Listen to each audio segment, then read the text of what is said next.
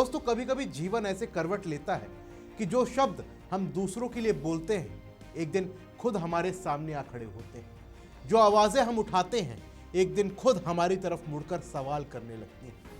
आज मैं शुभम गुप्ता आपके लिए एक ऐसी ही कहानी लेकर आया हूं। एक नाम जो कभी विरोध की धारदार तलवार था, एक परिवार जो हर उस कानून के खिलाफ खड़ा हो गया था जिसे सरकार महिलाओं के अधिकार की जीत बताती थी।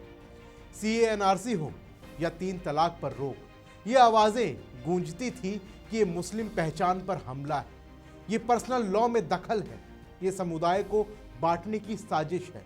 और आज उसी परिवार की एक बेटी उसी 3 तलाक की शिकार बनकर पुलिस थाने पहुंची। जिस कानून को कभी गलत कहा गया था आज उसी कानून की शरण में है। मशहूर शायर मुनव्वर राणा साहब की बेटी हिबा राणा, लखनऊ के शहादतगंज थाने में दर्ज एक एफआईआर और एक सवाल कि क्या वक्त सचमुच सबको अपना आईना दिखा देता है।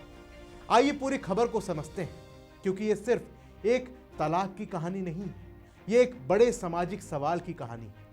दिन था 9 अप्रैल 2025। हिबा राणा अपने ससुराल में थी। उनकी शादी 19 दिसंबर 2013 को हुई थी सैयद मोहम्मद शाकिब से, जो करीमगंज के सकीरिया हाउस के रहने वाले हैं। शादी में मुनव्वर राणा साहब और उनके परिजनों ने खूब दहेज दिया था। सोने हीरे के गहने, करीब 10 लाख रुपए नकद। उनके 2 बच्चे भी हैं, बेटा सैयद फवाज और बेटी हयाम फातिमा। लेकिन हिबा का आरोप है कि ससुराल पहुंचते ही दहेज की नई मांगे शुरू हो गई। पति साकिब और ससुर हजीब अहमद ने 20 लाख रुपए और एक फ्लैट की मांग की। वैवाहिक जीवन बचाने के लिए मायके वालों ने कई बार मांगे पूरी की, लेकिन लालच नहीं रुका। मारपीट होती रही, जान से मारने की धमकियां मिली, मानसिक प्रताड़ना अलग से मिली। फिर आया वो दिन 9 अप्रैल। हिबा के मुताबिक पति ने गाली गलौज के साथ बेरहमी से उनके साथ मारपीट की और उसी वक्त हिबा की बहन आरशिया राणा उर्फ टीना उनसे मिलने आई। ये देखकर साकिब और उग्र हो गया। आरोप है कि उसने 3 बार तलाक तलाक तलाक कहा और हिबा को धक्के मारकर घर से बाहर निकाल दिया। दोनों बच्चों को कमरे में बंद कर दिया गया। हिबा थाने पहुंची। शहादतगंज पुलिस ने उनकी तहरीर पर मुकदमा दर्ज किया।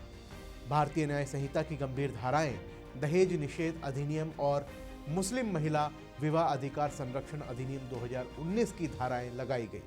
पुलिस ने कहा कि दोनों पक्षों से पूछताछ होगी और अभी जांच चल रही है। दोस्तों, ये खबर सादा और सीधी है, लेकिन इसके पीछे जो सवाल है वो सादे नहीं है। सोचिए, जिस 3 तलाक को 2019 में मोदी सरकार ने गैर कानूनी घोषित किया, उस वक्त कितनी आवाजें उठी थी। कहा गया था ये मुस्लिम पर्सनल लॉ में दखल है, कहा गया था ये मुस्लिम समुदाय को निशाना बनाने की कोशिश है, कहा गया था कि औरतों के नाम पर राजनीति हो रही है। मुनव्वर राणा साहब भी उन आवाजों में शामिल थे, उनकी बेटियां भी शामिल थी।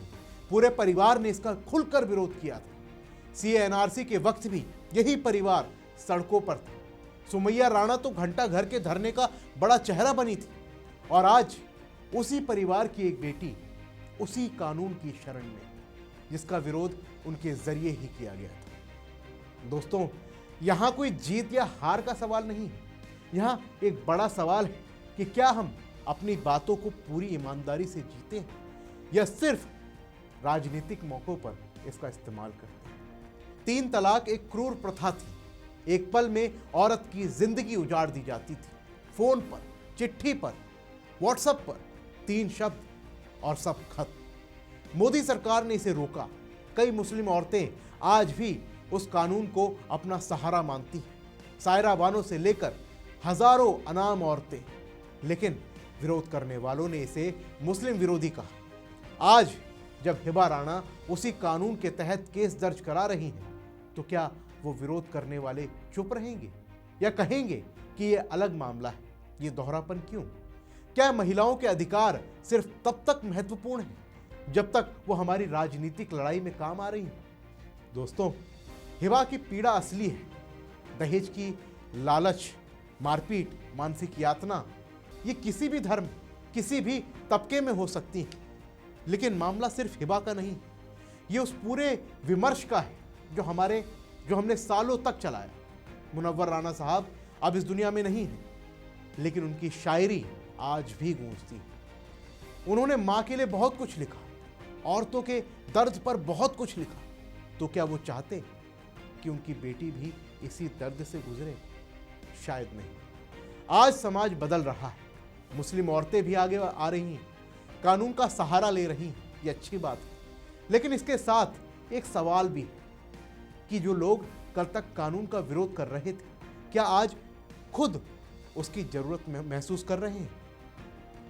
दोस्तों, ये खबर सिर्फ एक एफआईआर की नहीं है, ये एक आईना है हम सबके लिए कि हम जो बोलते हैं क्या उसे जीते भी हैं, क्या सिर्फ मौकों के हिसाब से रंग बदलते हैं। हम यही चाहते हैं कि हिबा राना को न्याय मिले, उनके बच्चों को उनका हक मिले और समाज को ये समझ में आए कि औरत का दर्द कोई राजनीतिक हथियार नहीं, वो इंसानी दर्द है। दोस्तों, फिलहाल के लिए इस रिपोर्ट में बस इतना ही। मिलते हैं अगली वीडियो में, तब तक आप सोचिए और ईमानदारी से सोचिए। जय हिंद। वीके न्यूज, राष्ट्र के नाम।